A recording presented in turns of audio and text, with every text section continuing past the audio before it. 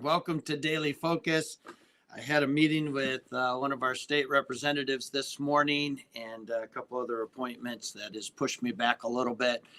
But I am committed to working hard while I'm in my office to make time to share with you and to worship around God's Word and to have some principles to apply to our lives. Psalm 131. Oh, I see that I didn't change the psalm from 130 to 131. So do that in the title. It's Psalm 131 that we're with today.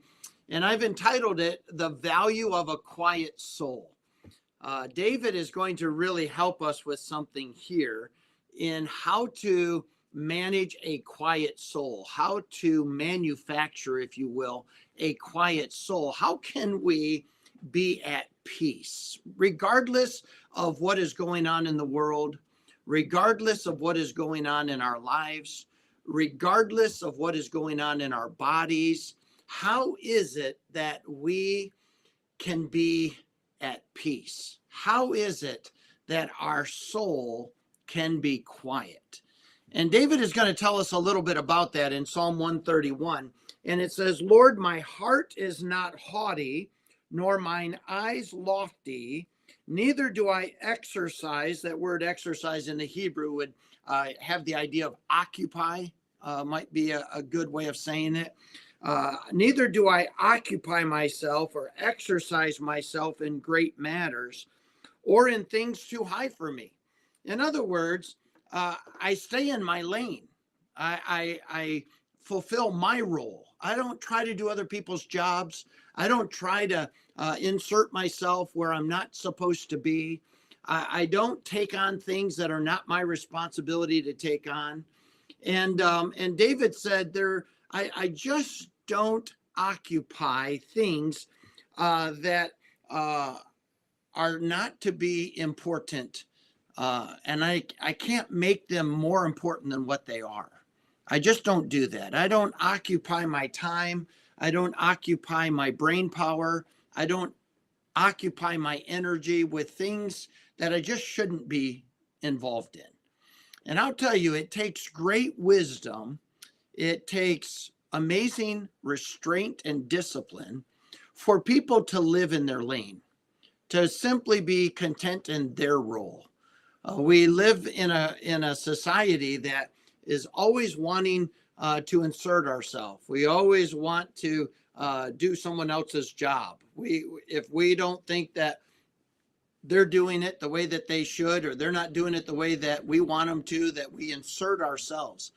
And we act like God isn't in control, like God can't deal with this, that God can't handle it. The problem isn't that we don't think God can handle it. We're afraid he won't handle it the way we want him to, or in the time frame we want him to. And it's really arrogant pride that inserts ourselves in something that we should patiently wait on the Lord and quiet our soul and let God work and let God do what he's going to do in his time frame, because it's just not ours to solve. And so that's what the psalmist is saying. He says, Lord, my heart is not haughty, nor my eyes lofty. Neither do I exercise myself in great matters or in things too high for me. Surely I have behaved and quieted myself as a child that is weaned of his mother. My soul is even as a weaned child. Let Israel hope in the Lord from henceforth, or from right now and forever. So we need to decide right now, I am going to let God be God. I'm going to let God handle things that are not mine to handle. This has been a great psalm for me as it relates to settling my responsibility and what is my duty as it relates to what is going on in politics, what is going on in the world, what seems to be the latest news craze, or what is the next thing that the news gets us all ramped up over.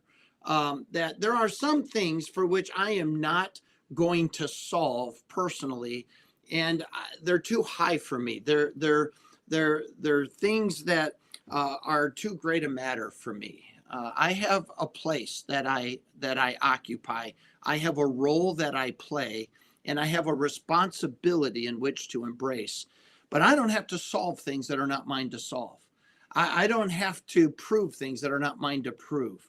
And so the psalmist is really going to remind us that it starts with humbling ourselves. My heart is not haughty. In other words, I don't want to insert myself where God didn't ask me to be inserted. I'm not going to take on responsibilities or roles that God hasn't given to me. I'm not going to do that. My heart is not haughty, nor my eyes lofty. In other words, I'm not just looking to achieve. I'm not just looking to get. I'm not wanting more. I'm actually going to choose to be content with my lot in my role, fulfilling my responsibilities. And so he says to humble ourselves before God, which simply means to be content to let God be God. And David is really reminiscing here. He waited 25 years from the time he was anointed to the time that he actually became king over all of Israel. And there, there was a lot that went on in those 25 years. It didn't always make sense.